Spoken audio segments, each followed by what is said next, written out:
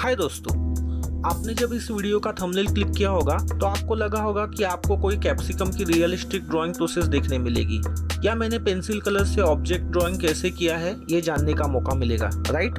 पर आप मुझे इन छोटे छोटे रेक्टेंगल में पेंसिल से शेडिंग करते हुए देखकर डिसअपॉइंट होकर अगर वीडियो को स्किप करने के बारे में सोच रहे हैं तो ज़रा रुक जाइए। आपने जो थंबनेल से एक्सपेक्ट किया था वो ड्राइंग प्रोसेस, वो कैप्सिकम का ड्राइंग ऑफकोर्स इस वीडियो में है, पर इसके अलावा भी मैं कुछ और इम्पोर्टेंट ड्राइंग टिप्स आपके साथ शेयर करना चाहता हूँ जो शायद पहले तो आपको इतनी ज़रूरी ना लगे, पर अगर आप इस वीडियो में अंत तक बने रहे तो शायद आप भी इन टिप्स की इम्पोर्टेंस को समझ पाए। तो सबसे पहले मैं ये जो रेक्टेंगल में पेंसिल कलर के साथ ग्रेडेशन और लेयरिंग कर रहा हूँ, इन्हें स्वैचेस ड्रॉ करना कहते हैं और आर्टिस्ट इनको बस यूं ही टाइम पास के लिए ड्रॉ नहीं करते, इनका ड्राइंग प्रोसेस में एक सिग्निफिकेंट इम्पोर्टेंस भी है। दोस्तों, मैं आपका होस्ट और दोस्त आर्टिस्ट आशुतोष यादव आपका स्वागत करता हूं मेरे एक और वीडियो में। और आज के वीडियो में हम जिस टॉपिक पर डिस्कस करने वाले हैं वो टॉपिक है what are the importance of swatches in drawing process. दोस्तों, आर्ट की दुनिया में ड्राइंग और पेंटिंग के संदर्भ में कलर स्वैचेस किसे कहते हैं, इन्हें कहाँ और कैसे यूज किया जाता है? काफी अच्छा सवाल है ना? तो सबसे पहले समझते हैं कि पेंटिंग और ड्राइंग के संदर्भ में कलर स्वैचेस का मतलब क्या होता है। स्वैचेस ड्रॉ करने का मतलब किसी भी पेंट मीडियम या आर्ट मटेरियल के अलग अलग या डिफरेंट कलर के सैंपल या पैचेस को इस जैसे छोटे छोटे शेप के रेक्टेंगुलर या स्क्वायर बॉक्सेस में ड्रॉ करना, जैसे मैं यहाँ पे कर रहा हूँ। इन स्वैचेस का उपयोग कलर को टेस्ट करने के लिए और एक्सप्लोर करने के लिए होता है। आर्टिस्ट फाइनल आर्टवर्क पर डायरेक्ट कलर अप्लाई करने से पहले वेरियस ह्यूज, शेड्स और टोन के साथ एक्सपेरिमेंट करते हैं। किसी भी आर्टवर्क या ड्राइंग के फाइनल प्रोसेस की शुरुआत करने से पहले अपने कलर मीडियम के स्वैचेस ट्राई करना कई आर्टिस्ट के लिए एक क्रूशियल स्टेप है और यह आर्टिस्ट को कई सिग्निफिकेंट एडवांटेजेस भी प्रदान करती है। तो दोस्तों, आज मैं आपको इन स्वैचेस का क्या इंपॉर्टेंस है, इन्हें कहाँ और कैसे यूज करना है, इसकी पूरी डिटेल इन्फॉर्मेशन दूंगा, तो वीडियो में अंत तक जरूर बने रहे। तो दोस्तों, शुरू करते हैं पॉइंट नंबर 1 से। इसका सबसे पहला एडवांटेज है कि ये एक्यूरेट कलर को रिप्रेजेंट करते हैं। पेंसिल के लीड या बैरल के रंग से एक्चुअल कलर को जज करना मिसलीडिंग हो सकता है, पर स्वैचेस आपके पेपर पर दिखाई देने वाले ट्रू ह्यू और अंडरटोन को रिवील करते हैं। उदाहरण के लिए, लीड या बैरल से जो हमें ब्राउन प्रतीत होता है वो असल में रेड, येलो या इवन कूल ग्रे भी हो सकता है। पॉइंट नंबर 2, कलर की वैल्यू और इंटेंसिटी को समझना। स्वैचेस के जरिए हम किसी भी कलर पेंसिल पर अलग अलग प्रेशर अप्लाई करके, प्रेशर को वैरी करके उस पेंसिल कलर की लाइटर टोन से लेकर डार्कर शेड तक फुल वैल्यू रेंज और इंटेंसिटी को देख सकते हैं। पॉइंट नंबर 3, कलर के पिगमेंट बिहेवियर को समझना। दोस्तों, जब हम पेंसिल कलर से ड्राइंग करते हैं तो हम लेयरिंग और ब्लेंडिंग जैसे टेक्निक्स को यूज करते हैं। स्वैचेस की सहायता से हम देख सकते हैं कि जब अलग अलग कलर्स के लेयर्स को एक दूसरे पे अप्लाई किया जाता है तो एक दूसरे के साथ कैसे इंटरेक्ट करते हैं।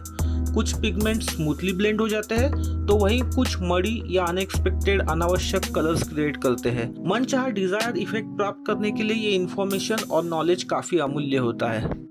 अगला मुद्दा जो पॉइंट नंबर 4 है, ओपेसिटी या ट्रांसपेरेंसी को समझना। हम स्वैचेस को देखकर किसी भी कलर पिगमेंट की ओपेसिटी या ट्रांसपेरेंसी का आकलन कर सकते हैं। कुछ पेंसिल बहुत सॉलिड और ओपेक कलर प्रोड्यूस करती है तो कुछ अधिक ट्रांसपेरेंस होती है, ज़्यादा ट्रांसपेरेंट होती है, जिससे अंडरलेइंग लेयर्स भी क्लियर दिखाई देते हैं। नंबर 5 जो अगला मुद्दा है वो है सरफेस टेक्सचर को समझना। आपके ड्राइंग पेपर के सरफेस टेक्सचर पर डिपेंड करता है कि आप कलर्स को कैसे अप्लाई करेंगे।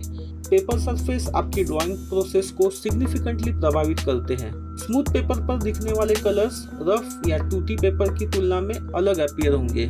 आप जिस एक्चुअल पेपर सरफेस को आपके ड्राइंग में यूज करना चाहते हैं उस पर स्वैचिंग करने से आपको रियलिस्टिक प्रीव्यू मिलता है।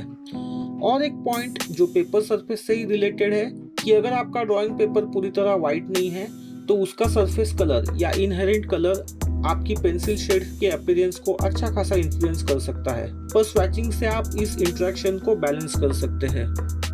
पॉइंट नंबर 6, किसी भी आर्टवर्क के प्लानिंग और डिसीजन मेकिंग प्रोसेस में भी कभी कभी स्वैचेस यूजफुल होते हैं। हर बार तो नहीं, पर अक्सर। स्वैचेस आपके आर्टवर्क के लिए एक सुसंगत कलर पैलेट बनाने में आपको हेल्प करते हैं। आप देख सकते हैं कि कौन से कलर एक दूसरे को पूरक है या एक दूसरे को कॉम्प्लीमेंट करते हैं और कौन से कलर आपस में क्लैश करते हैं या मिसमैच होते हैं। स्वैचेस का एक और फायदा होता है कि ये हमें हमारे फाइनल आर्टवर्क में जो हमसे कलर रिलेटेड पोटेंशियल इश्यूज और गलतियां हो सकती है उन्हें पहले ही पहचान कर उन्हें एलिमिनेट करने में मदद करते हैं, जिससे हमारे समय और मेहनत की बचत होती है और हम फ्रस्ट्रेशन से भी बच जाते हैं। अब स्वैचेस से रिलेटेड बचा है हमारा लास्ट और आखिरी पॉइंट, और जो सबसे इम्पोर्टेंट है point number 7, developing muscle memory and control.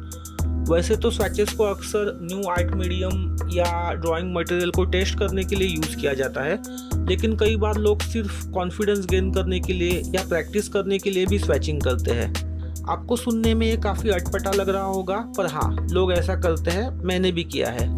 Swatches के साथ एक्सपेरिमेंट करते हुए डिफरेंट प्रेशर और लेयरिंग टेक्निक्स का अभ्यास करने से हमें हमारे आर्ट मटेरियल पर नियंत्रण विकसित करने में मदद मिलती है, जिससे हम हमारे फाइनल आर्टवर्क पर अधिक आत्मविश्वास और सटीकता से काम कर पाते हैं। तो दोस्तों, हम जब ये डिस्कशन कर ही रहे थे तो मीनवाइल मेरा ये जो स्वैचिंग पार्ट है वो कंप्लीट हो गया है। अब मैं यहाँ से जो मेरा एक्चुअल ड्राइंग है, जो पेंसिल कलर से मैंने जो कैप्सिकम का ड्राइंग किया है, वो मैं यहाँ पे शुरू करने वाला हूँ। तो दोस्तों, आप ये मेरी सारी बातें सुनकर ज़रूर सोच रहे होंगे कि ये कितना बोर कर रहा है, क्यों इतनी बकवास कर रहा है। स्वैचेस कौन ड्रॉ करता है? क्या स्वैचेस इतने इम्पोर्टेंट भी है? क्या इन्हें ड्रॉ करते बैठकर समय बर्बाद करना ज़रूरी है भाई? इन रियलिटी कई सारे लोग तो ये स्वैचेस ट्राई करते भी नहीं। ट्राई करना तो दूर, कईयों के लिए तो कॉन्सेप्ट भी नया होगा, ये टर्म भी पहले कभी सुना नहीं होगा, और अगर किसी को पता भी होगा तो इसको ज़्यादा इम्पोर्टेंट नहीं देते होंगे।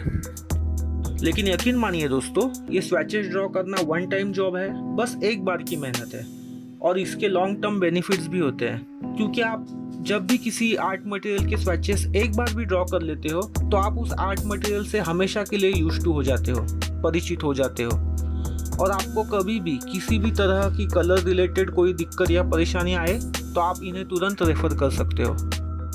तो अगर मैंने आपको अब तक जो स्वैचेस के इम्पोर्टेंस पर जो पॉइंट्स बताए हैं, आप अगर उनसे कन्विंस नहीं है तो आइए जानते हैं कुछ डिसएडवांटेजेस जो हमें फेस करने पड़ सकते हैं अगर हम स्वैचेस का यूज़ ना करें। तो यहाँ पे मैं पेंसिल कलर यूज़ कर रहा हूँ, तो पेंसिल कलर से रिलेटेड ही बात करेंगे।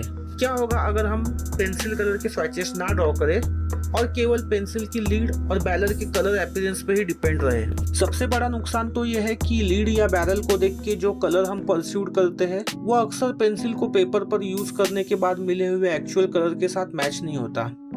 फॉर एग्जाम्पल, जो कलर वाइब्रेंट ब्लू दिखता है वो रियलिटी में डल भी हो सकता है, या जो हमें लाइट सब्टल ग्रे लगे वो डार्क ग्रे भी हो सकता है। आप आपके आर्टवर्क के लिए ऐसी पेंसिल को सिलेक्ट कर सकते हैं जिनके बारे में आपको लग सकता है कि उनके अपीयरेंस के आधार पर वो एक दूसरे को कॉम्प्लीमेंट करेंगी या एक साथ अच्छा रिजल्ट प्रोड्यूस करेंगी, लेकिन बाद में पता चलता है कि वो पेंसिल असल में बेमेल, असंगत और मड़ी कंपोजिशन क्रिएट करती है। तो दोस्तों, अगला मुद्दा है पुअर वैल्यू कंट्रोल। अगर आप अपनी पेंसिल की फुल वैल्यू रेंज को समझे बिना उन्हें यूज़ करेंगे तो आपको डिज़ायर लाइटनेस या डार्कनेस अचीव करने में स्ट्रगल करना पड़ेगा। आपको अपने पेंसिल की वैल्यूज़ को समझने में कठिनाई आ सकती है, जिसके परिणाम स्वरूप आपकी ड्राइंग फ्लैट होने का खतरा बना रहता है। तो दोस्तों, अगर आप बिगिनर आर्टिस्ट हो या आपको ड्राइंग का ज़्यादा एक्सपीरियंस नहीं है तो ड्राइंग के बीच में कलर रिलेटेड इशू को फेस करना बेहद निराशाजनक हो सकता है। आपको कुछ हिस्सों को मिटाना पड़ सकता है, जिससे आपका पेपर भी खराब हो सकता है। कुछ हिस्सों पे दोबारा काम करना पड़ सकता है, या यहाँ तक कि आपको पूरी की पूरी ड्राइंग फिर से शुरू करनी पड़ सकती है, जिससे आपकी कीमती समय और मेहनत की बर्बादी होती है। इसलिए मैं कहता हूँ भाई कि बाद में पछताने से अच्छा है कि पहले ही थोड़ा स्वैचेस पे काम कर लो और अपने आर्ट मटेरियल के साथ फैमिलियर हो जाओ, ताकि आपको बाद में आसानी हो। और दोस्तों, अगर आप अपनी कलर पेंसिल की बारीकियों और पोटेंशियल को बिना जाने बिना समझे सिर्फ विजुअल गेसवर्क का खेल खेलते हो तो समझ लो आपका खेल कभी भी खराब हो सकता है, और आपको अपनी क्रिएटिविटी और ओवरऑल वर्क क्वालिटी को भी कॉम्प्रोमाइज़ करना पड़ सकता है। इन शॉर्ट, स्वैचिंग आपके आर्टवर्क के लिए एक मिनी एक्सपेरिमेंट की तरह है।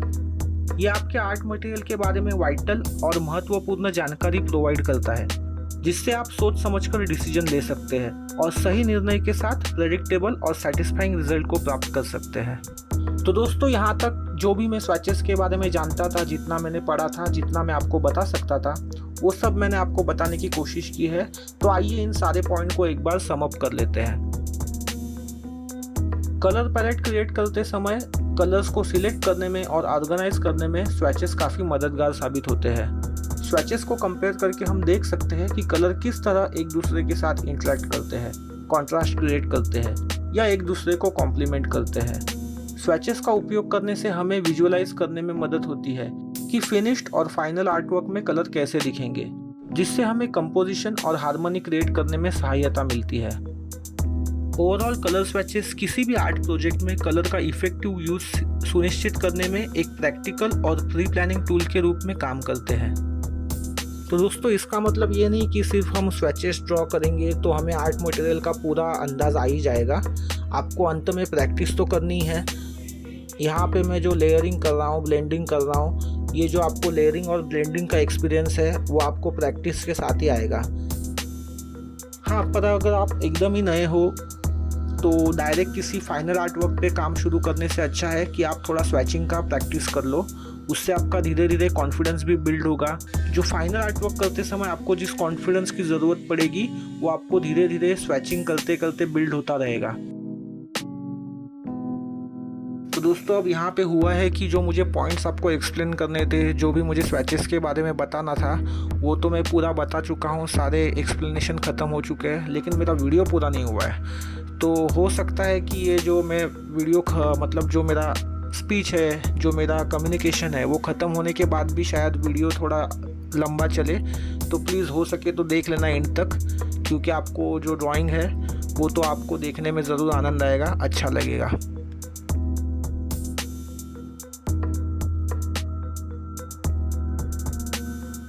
तो दोस्तों, बारी है वीडियो को अंत करने की। तो आपको ये वीडियो जो मैंने स्वैचेस के ऊपर बनाया था ये कैसा लगा, ये आप मुझे कमेंट करके ज़रूर बताइए, क्योंकि ये मैंने पहली बार किसी टॉपिक पे डिटेल इन्फॉर्मेशन देने की कोशिश की है। तो आपके जो इनसाइट्स होंगे, आपके कमेंट्स होंगे, आपकी राय होंगी, उससे मुझे अगले वीडियो में कुछ और अच्छा इन्फॉर्मेटिव या आपको जिससे फ़ायदा हो इस तरीके का कंटेंट बनाने में मुझे इंस्पिरेशन मिलेगा और नए मुझे थॉट्स मिलेंगे।